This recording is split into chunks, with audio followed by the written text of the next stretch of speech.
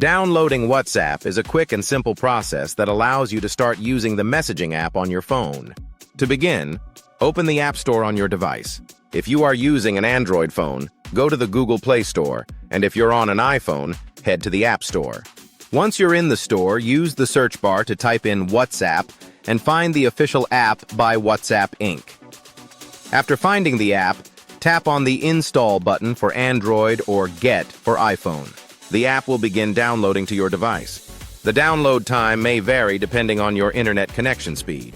Once the download is complete, you can open WhatsApp directly from the store page or find it in your device's app menu. Upon opening the app for the first time, you will be prompted to verify your phone number. Enter your number and you will receive a verification code via SMS. Enter this code to confirm your account. After that, you can set up your profile by adding a name and profile picture. Now you're ready to start chatting with friends and family, sharing media, and making calls on WhatsApp.